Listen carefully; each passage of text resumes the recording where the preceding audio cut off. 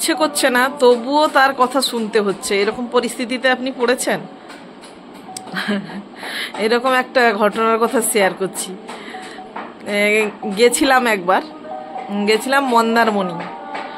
গিয়ে সেখানে কোনো একটা রিলেটিভের মধ্যে কারুর বাড়িতে কিছুক্ষণের জন্য থাকতে হয়েছিল। কিছুক্ষণ কারুর বাড়িতে বিশ্রাম নেওয়ার কথা ছিল। একটা মন্দিরে গেছিলাম, সেখান থেকে মন্দারমণি হয়ে তাদের বাড়ি কিছুক্ষণ হয়ে চলে আসছিলাম। আমার দিদির রিলেটিভসের কোনো একটা বাড়ি ছিল। এবারে গেছি, সেখানে কিছুক্ষণ বিশ্রাম নেব।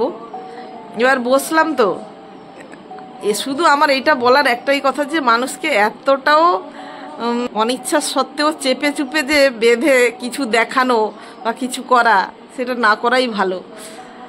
কারণ প্রথম দেখা হয়েছে, আপনি অনেকে আছে তো যে কেউ কিছু সামনের মানুষ যখন কোনো কিছু কথা বলছে সেখান থেকে ঝট করে উঠে আসতে পারে না। তার কথাটা শুনলে আমি হলাম সেরকম একটা মানুষ যে উঠে আসতে পারি না।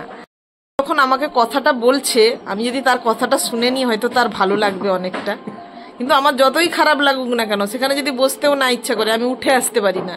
এটা হলো আমার দুর্বলতা বলুন, ভালো গুণ বলুন, খারাপ গুণ বলুন, আমি জানি না। এটা আমি করতে পারি না যে ছট করে সেখান থেকে উঠে আসতে পারি না। এবার সেরকম গেছি কারুর বাড়িতে, সে ভালো মন্দ জিজ্ঞেস করলো, খাওয়া দাওয়া হলো, একটু বসছি রেস্ট নিতে, এই ঝিমাবো।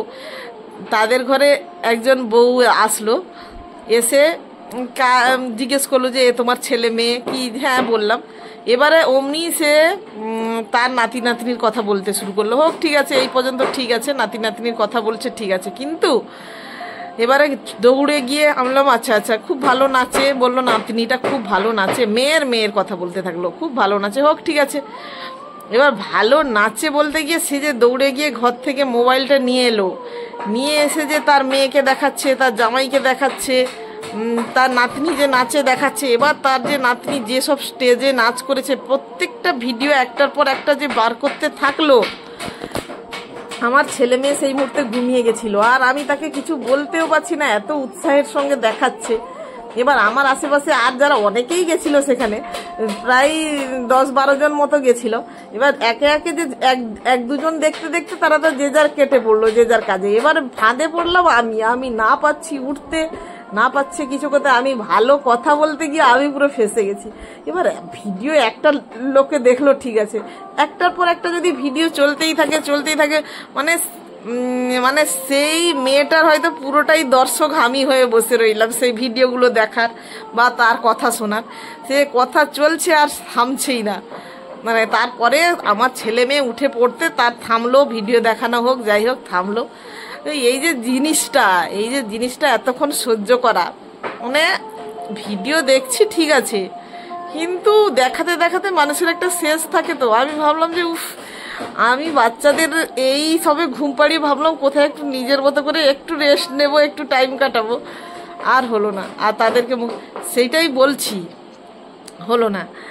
এবার বলছি যারা এরকম করেন, যে আমি তাদের ঘরে কোনোদিন চিনিও না, তাদের ঘরে কোনোদিন জানিও না, রিলেটিভের মধ্যে এত দুঃসম্পর্কের চিনিও না, জানি না, কিন্তু তবু একটু ঠিক আছে। কিন্তু তিনি এমনভাবে দেখাতে থাকছেন যে ওনার আর এতই প্রশংসায় পঞ্চমুখ যে কি বলবো আর।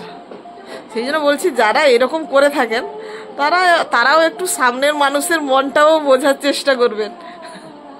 সে কিছু বলছে না মানে যে এই নয়, সে সবটুকু আপনার ভালোভাবে দেখবে, একটু বোঝার চেষ্টা করবেন। এটুকুই বক্তব্য। নমস্কার, ভালো থাকবেন।